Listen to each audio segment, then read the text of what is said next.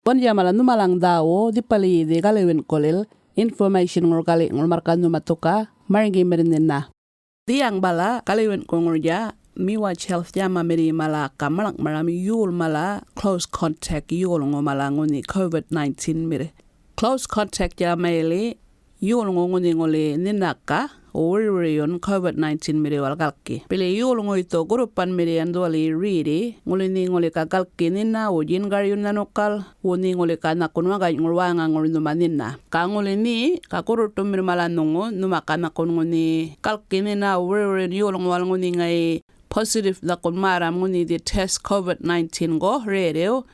Please test wal marang kaninin gedararan wangang na yan bilin nungut the test result walal yun bukurungan maram kamar kapir buku chulngi mala warpam do yul ngoy mala numalang goy numatokan na kun ngoni riti mala numalang goy numanga eta mobile phone mala kalki bilin na kun ngay ban government numalang yama mir mala ringi ma question go malangang dunaro markatungurungi question do walalang gunga yun jamal walalanggal markatukalimburum ngurungi daw safe nina. Kamada ka miwatch health to ka government to malak maram naljan duali riri COVID-19 gul ngir Galiwinku pili walal kana kun warwoyon tarway na ka Galiwinku riri ngayatam yur yaka na kun maringin ka government ka na kun ngang ton warpam yur ngo Galiwinku numato COVID test maram kabay din nguni na kun ni kaya ka ririk ton yan ito maram kabay din nguni jakkin boy nindong nguni grupan yan riri. Kabutur bitur walal kina announcement ko malala speaker ko polongo dawo wana min matuna kun gangoni COVID test malamaram kami watch ka government to kana kun testing clinics malanu malang nirpan deli na kun El Pasto ngor ka El Pasto butat ngor ka pulo dali football ground ngor kalo mas kun ka barak na kun marichi enti ngor ja tuan ya mele warpam to yul ngoy to mas ka guru kan bican bilian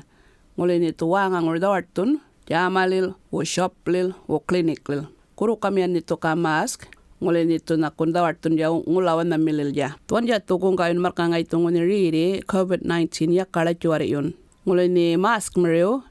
nito marichi kamaram shop ngor Galiwinku dole de mask mala free kangoli na kun mato ka lockdown ngor ninna numan to ka ngoni yakka na kun dawartun kawan na milil ngula marichi wa ngay ngolil wangalil mala tuan jamar katunguni kung kayon kung maram duali de riri la chori unangor kung kayon mirjali murto di pungri riri ngor nalinayan ngulili murto na kun duali de COVID-19 vaccine maram kadwali de vaccine mala di ang bala jamar kulyo kangura 5-year-old ko mala kabala 11-year-old kaya ngulili na kun do ka lockdown ngor ninna manyak na matunguni dawartun vaccination go maran na raw. Kami watch health jama miri malaka na kun vaccine kurupan Monday ngor kabala Friday lil bingor 8:30 ka 4:30 lil. Kabulo na kun walal ka vaccination clinic mala mirpan different community lil mala. Please putur bitur walak loudspeaker kor tieki di malangoni clinic wana mi walal to nirpol. Kabutur bituren walal ki community loudspeaker kor polo dawo COVID-19 go dawo mala kayol ngor radio ngor kabulo numato tuali dawo malak maram ga secure NT mi watch health kayol ngor radio Facebook page ngor mala yual ko mala COVID-19 dawo